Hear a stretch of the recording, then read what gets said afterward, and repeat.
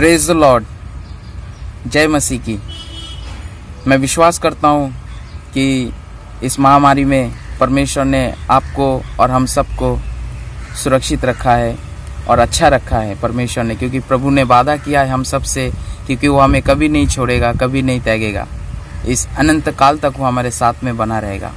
मैं इस वचन पर विश्वास करता हूँ और मैं पूरी रीति से विश्वास करता हूँ। आप जहाँ कहीं पर भी होंगे, गांव में होंगे या मुंबई में होंगे, कहीं पर भी होंगे, मेरे धारावी कलीसिया के भाई बहनों, प्रभु ने आपको सुरक्षित रखा है और इस महामारी से बचाए रखा है और आपके परिवार को भी वो बचाएगा।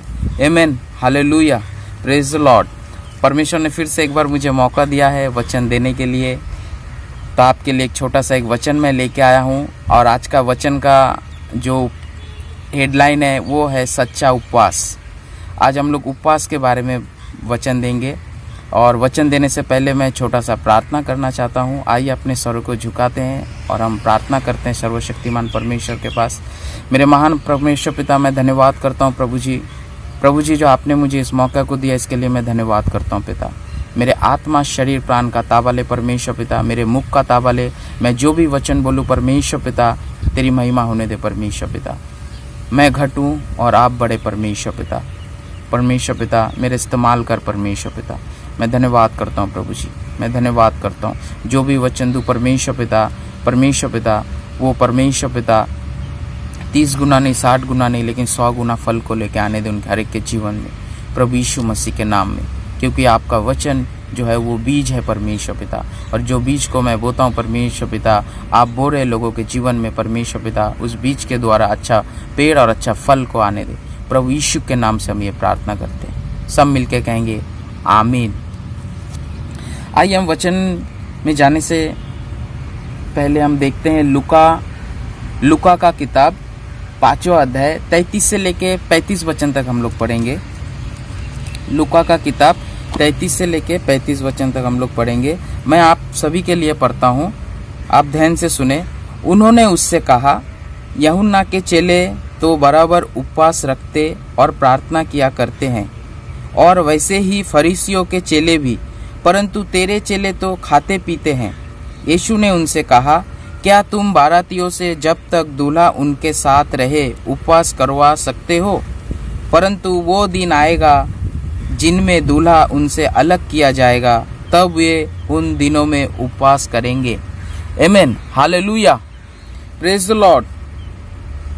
उन्होंने उनसे कहा, यूहन्ना के चेले बराबर उपवास रखते और प्रार्थना करते हैं, और वैसे ही फरीसी के चेले भी करते हैं। लेकिन प्रभु यीशु मसीह ने उनसे कहा, जो परमेश्वर का परीक्षा ले रहे थे, परमेश्वर से पूछ रहे थे, हर समय प्रभु यीशु मसीह को नीचे गिराने के लिए वो लोग ये सारी बातें करते थे। बीच में और एक बार भी बातें किया था कि मतलब कैसर को जो है वो कर देना चाहिए कि नहीं। लेकिन प्रभु यीशु मसीह ने एक सिक्का लेके उन्हें बताया कि इसमें किसका चित्र है। ये सिक्के में उसने बोले कैसर का। तो उन्होंने, प्रभु यीशु मसीह ने बोला, जो कैसर का है वो कैसर को दो, और जो परमेश्वर का है वो परमेश्वर को दो। आमीन, हालेलुया। इस जगह पर उसी रीति से वापस से यीशु मसीह को परीक्षा ले रहे थे कि यूहन्ना के चेले तो उपवास रखते हैं, फरीसियों लोग उपवास रखते हैं, लेकिन तेरे चेले नहीं रखते।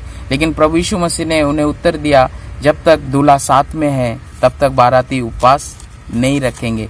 लेकिन दूल्हा जो है एक दिन अलग किया जाएगा बारातियों से, और तब वो जो बाराती है वो उपवास रखेंगे। यहाँ पे दूल्हा जो है प्रभु यीशु मसीह अपने आप को दर्शाया, अपने आप को उदाहरण दिया प्रभु यीशु मसीह ने। आमीन, हालेलुया। तो आज जो है दूल्हा यीशु मसीह जो है वो आज हमारे साथ में नहीं है, पवित्र आत्मा हमारे साथ में है, लेकिन हमारे प्रभु यीशु मसीह जो है वो परमेश्वर के दाहिने सिंहासन की ओर बैठा है, जो हमारे लिए नित्य दैनिक वो प्रार्थना किया करता है हमारे जीवन के लिए। आमीन, हालेलुया। और वचन में लिखा है कि मैं जाता हूँ, क्योंकि पिता के घर में बहुत सारे जगह है, और मैं जगह को तैयार करने जाता हूँ, और मैं फिर आऊँगा और तुम्हें लेके जाऊँगा। आमीन, हालेलुया।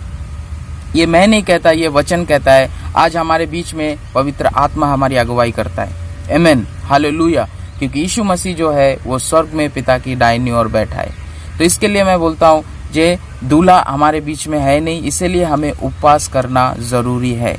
उपवास का कोई नियम, कोई कानून नहीं है। आप किस तरीके से उपवास कर सकते हो, ये पवित्र आत्मा आपकी अगुवाई करेगा। बाइबल में ऐसा कोई रीति रिवाज के अनुसार नए नियम में उपवास रखने की विधि नहीं है। आमीन, हालेलुया। नए नियम में ये लिखा है कि आप नहाओ, आप सर पे तेल लगाओ, आप पाउडर लगाओ, और आप मतलब ऐसा रोता हुआ मुंह मत बनाओ, बल्कि आप हंसो सबके सामने और किसी को पता भी ना चले कि आप उपवास रखे हो।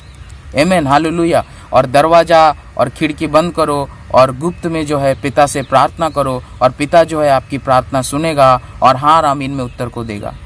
आमीन, हालेलुया। तो इसके लिए हमें उपवास रखने की कोई भी कुछ ऐसा विधि नहीं है, कुछ ऐसा रीति नहीं बनाया गया नए नियम में।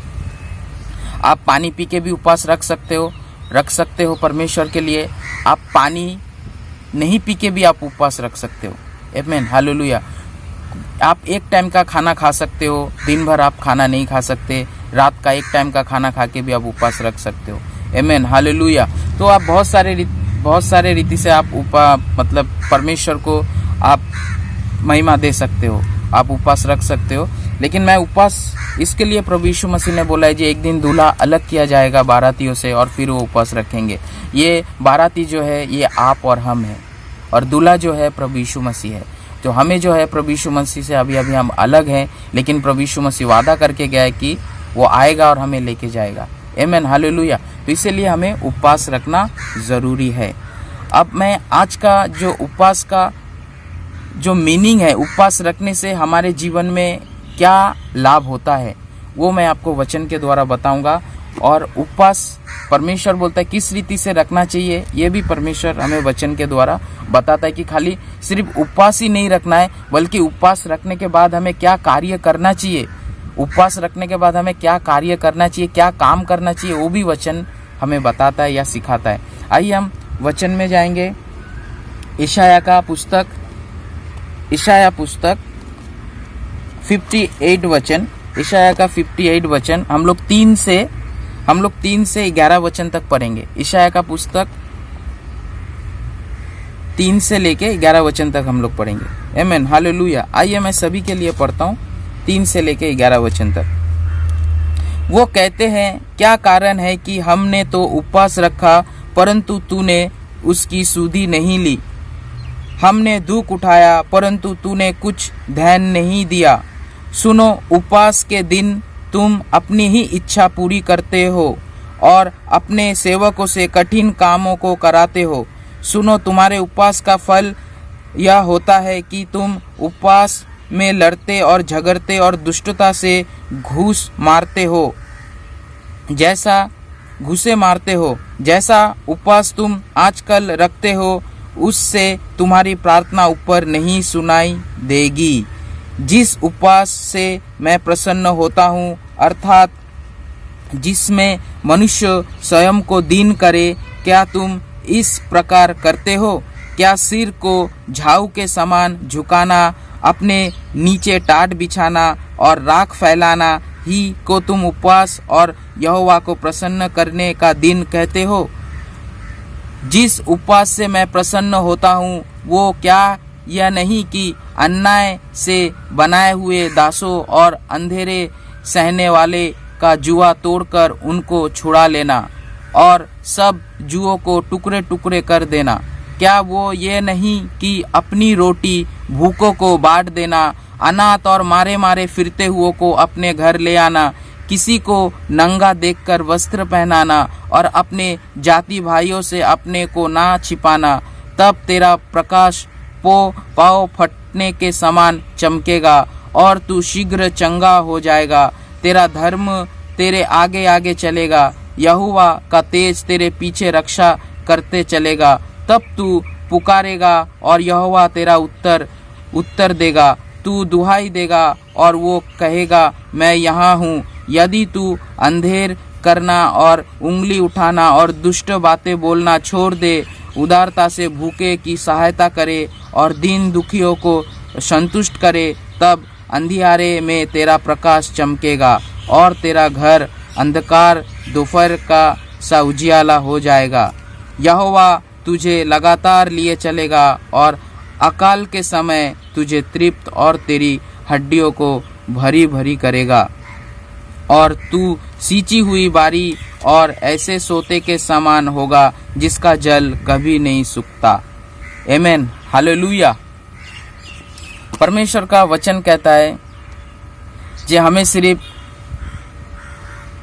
सर झुकाना व नम्र बनना, यही सब हमें नहीं करना है, बल्कि जो अनाथ है, जो मारे मारे फिरते हैं, उनकी तरफ हमें ध्यान देना है। जो भूखे हैं उन्हें हमें खिलाना है, जो नंगे हैं उन्हें हमें कपड़े पहनाना है। तब परमेश्वर का प्रकाश जो है वो हमारे ऊपर चमकेगा दोपहर के जैसा। आमीन, हालेलुया। तो परमेश्वर पिता जो है, सिर्फ मैं भूखा रहूं और मैं भूखा रह के मैं वचन पढ़ूं और प्रार्थना करूं और परमेश्वर से प्रार्थना करके मैं अपने जीवन के लिए मांगूं, और बस यही उपवास नहीं होता है। परमेश्वर का वचन कहता है ये उपवास नहीं है, यशायाह के वचन में कहता है, बल्कि तुम उपवास रखो, और रखने के बाद जो है तुम जो है वो भोजन जो है तुम दूसरों को, तुम नहीं खाते हो लेकिन दूसरे जो भूखे हैं उन तक वो भोजन को पहुंचाओ। जो नंगे हैं, जो अनाथ है, उन्हें कुछ दो, उनकी सहायता करो, उनकी मदद करो। तभी परमेश्वर पिता जो है हमें वो आशीर्वाद देता है। आमीन, हालेलुया, प्रेज द लॉर्ड। आप मेरे वचन को समझ रहे होंगे कि मैं क्या बोलना चाहता हूँ, कि उपवास सिर्फ हमें रखना नहीं है। वचन बोलता है सिर्फ हमें उपवास नहीं रखना है। आगे का और भी सुंदर वचन है, मत्ती में है, जो मैं आपको पढ़ के बताऊंगा। ये परमेश्वर उपवास के साथ साथ और ज़्यादा खुश किन बातों से होता है। आमीन, हालेलुया। आइए मत्ती का पुस्तक 25 अध्याय, मत्ती का पुस्तक 25 अध्याय 31 से लेके 40 तक हम लोग पढ़ेंगे। 31 से लेके 40 तक हम लोग पढ़ेंगे। मत्ती का पुस्तक 25 अध्याय 25। आमीन, हालेलुया। नए का दिन, उसमें लिखा है, जब मनुष्य का पुत्र अपनी महिमा में आएगा और सब स्वर्गदूत के साथ आएंगे, तो वो अपनी महिमा के सिंहासन पर विराजमान होगा, और सब जातियों उसके सामने इकट्ठा की जाएगी, और जैसे चरवा भेड़ों को बकरियों से अलग कर देता है, वैसे ही वो उन्हें एक दूसरे से अलग करेगा। वो भेड़ों को अपनी दाहिनी ओर और बकरियों को बाईं ओर खड़ा करेगा। तब राजा अपनी दाहिनी और बालों से कहेगा, दाहिनी वालों से कहेगा, हे मेरे पिता के धन्य लोगों, आओ उस राज्य के अधिकारी हो जाओ जो जगत के आदि से तुम्हारे लिए तैयार किया गया है। क्योंकि मैं भूखा था और तुमने मुझे खाने को दिया। ये वचन ध्यान से सुनना। 35 वचन से लिखा है, क्योंकि मैं भूखा था और तुमने मुझे खाने को दिया, मैं प्यासा था और तुमने मुझे पानी पिलाया, मैं परदेसी था और तुमने मुझे अपने घर में ठहराया, मैं नंगा था और तुमने मुझे कपड़े पहनाए, मैं बीमार था और तुमने मेरी सुधि ली, मैं बंदी गृह में था और तुम मुझसे मिलने आए। तब धर्मी उसको उत्तर देंगे, हे प्रभु, हमने कब तुझे भूखा देखा और खिलाया, या प्यासा देखा और पानी पिलाया? हमने कब तुझे परदेसी देखा और अपने घर में ठहराया, या नंगा देखा और कपड़े पहनाए? हमने कब तुझे बीमार या बंदी गृह में देखा और तुझसे मिलने आए? तब राजा उत्तर देगा, राजा मतलब प्रभु यीशु मसीह उत्तर देगा, मैं तुमसे सच सच कहता हूँ कि तुमने जो मेरे इन छोटे से छोटे भाइयों में से किसी एक के साथ किया, वो मेरे साथ किया। इस 40वां वचन को अंडरलाइन करना, और मैंने इस जगह 40वां वचन को मैंने हाईलाइट किया, आप देख सकते हैं यहाँ पे मैंने हाईलाइट किया हुआ है कि प्रभु यीशु मसीह उनसे कहता है, तब राजा उन्हें उत्तर देगा, मैं तुमसे सच सच कहता हूँ कि तुमने जो मेरे इन छोटे से छोटे भाइयों में से किसी एक के साथ किया, वो मेरे ही साथ किया। आमीन, हालेलुया। आप वचन को समझे? मतलब कोई भी अगर भूखा हो, नंगा हो, प्यासा हो, जरूरतमंद हो, और हम लोग जब प्रभु यीशु मसीह के इन आज्ञा का पालन करते हैं, जब हम उन्हें ये देते हैं, जब हम मदद करते हैं उन्हें, तो प्रभु यीशु मसीह कहता है तुम छोटे से छोटे भाइयों के एक जन के साथ भी अगर तुमने किया तो वो तुमने मेरे साथ किया। आमीन, हालेलुया। और भेड़ और बकरियों को प्रभु यीशु मसीह ने बोला है, भेड़ों को और बकरियों को वो अलग अलग करेंगे, और जो दाहिनी और जो भेड़ है उन भेड़ों को पहले प्रवेश कराएंगे, अपने उत्तराधिकारी बोल के स्वर्ग में प्रवेश कराएंगे। बोले तो ये तुम्हारे आदि से पहले ये जगह तुम्हारे लिए तैयार किया गया है। आमीन, हालेलुया। उपवास रख के हम जब कंगाल या विधवा या अनाथों को हम जब मदद करते हैं तो इसका प्रतिफल सिर्फ हमें इस संसार में नहीं, परमेश्वर का वचन कहता है स्वर्ग में भी मिलेगा। स्वर्ग में भी इसका फल जो है हमें मिलेगा, इसका आशीष जो है हमें मिलेगा। इस संसार में तो मिलेगा, लेकिन स्वर्ग में भी मिलेगा परमेश्वर के पास में। आमीन, हालेलुया। तो इसके लिए मैं बोलता हूँ आप उपवास रखो। इस महामारी में, इस जो लॉकडाउन चल रहा है, बहुत सारे ऐसे लोग रहेंगे, ज़रूरतमंद लोग हैं जिनके पास खाने नहीं है, जिनके पास खाना नहीं है। अगर परमेश्वर ने आपको दिया हुआ है तो आप ये काम कर सकते हो उनके लिए, उन भाइयों के लिए। अभी काफ़ी सारे जो है मजदूर चले गए हैं जो दूसरे देश से इस जगह पर आए थे। जैसा परमेश्वर का वचन कहता है वो परदेसी थे और तुमने अपने घरों में ठहरने के लिए दिया। परमेश्वर का वचन कहता है जैसे वो परदेसी लोग आए तो थे, लेकिन यहाँ की सरकार जो है अभी भेज दिया है उनको। लेकिन जितनों जब तक ये नहीं गए थे यहाँ से बॉम्बे में, और बहुत सारे ऐसे भाई बहनों ने जितनों ने इनके ऊपर दया किया, इनको खाना पहुँचाया, इन्हें कपड़े पहुँचाए, इन्हें दवा पहुँचाया, इन्हें पैसे से मदद किया, राशन से मदद किया, परमेश्वर उन सबको आशीष देने वाला है। मैं सच में मैं बोलता हूँ परमेश्वर उन सबको आशीष देने वाला है। हमें सिर्फ उपवास रख के और परमेश्वर से मांगने से ये नहीं होता है, बल्कि जो है परमेश्वर खुश होता है ज़्यादा से ज़्यादा जब भूखे, कंगाल, विधवा और अनाथों को जब हम लोग दान देते हैं, जब हम उनकी सहायता करते हैं, जब हम उनकी मदद करते हैं, परमेश्वर सबसे ज़्यादा खुश वहाँ पे होता है। प्रभु का वचन कहता है जो छोटे से छोटे किसी एक जन के साथ भी, कोई भाई के एक जन के साथ भी तुमने ऐसा किया, वो मेरे साथ किया। ये प्रभु यीशु मसीह बोलता है। आमीन, हालेलुया। तो आज का मेरा संदेश यही था। उपवास का मतलब सिर्फ हमें उपवास नहीं रखना है, बल्कि हमें जिस दिन उपवास रखना है उस दिन जो हम खाना नहीं खाते दोपहर का या शाम का, वो भोजन जो है हमें उनको तक पहुंचाना है जो खाना नहीं खाए हैं। आमीन, हालेलुया। आपके पास अच्छे अच्छे कपड़े रहेंगे, अच्छे अच्छे शर्ट रहेंगे, आप उन्हें वो कपड़े दे सकते हो। लेकिन आप हमेशा मन में ये ठान लेना कि परमेश्वर आपकी आज्ञा का मैं पालन कर रहा हूँ। संसार जिस तरीके से देता है उस तरीके से हमें नहीं देना है। बाइबल का वचन कहता है आपकी दाहिने हाथ जो दे रहा है बाएं हाथ को पता नहीं चलना चाहिए। मतलब हमें शोर शराबा नहीं करना है। आप गुप्त में, आप परमेश्वर के पास में आपको उपवास रखना है और गुप्त में आपको ये दान ये करना है।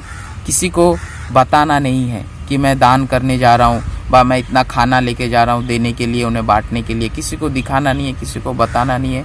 आपको गुप्त में आपको जाना है, गुप्त में देना है। परमेश्वर जानता है कि आप शोर शराबा नहीं कर रहे हो, बल्कि आप मेरी आज्ञा का पालन कर रहे हो। और परमेश्वर जो है आपको गुप्त में देखेगा और वो आपको आशीर्वाद देगा, आपकी प्रार्थनाओं का उत्तर हाँ और आमीन में देगा, और आपका अंधकार सा जीवन दोपहर के जैसा उजियाले जैसा चमकेगा। आमीन, हालेलुया। धन्यवाद करता हूँ मेरे परमेश्वर, धन्यवाद करता हूँ कि आप हमें सिखाते हो प्रभु जी कि आशीष हमें किस तरीके से मिलेगी। आपके इस वचन के द्वारा परमेश्वर पिता, आपके इस कलाम के द्वारा परमेश्वर पिता, आप हमें बताते हो कि हमें अगर आशीष पाना है परमेश्वर पिता, तो हमें कैसा चलना है परमेश्वर पिता, हमें कैसा दान देना है परमेश्वर पिता, हमें कैसा उपवास रखना है परमेश्वर पिता।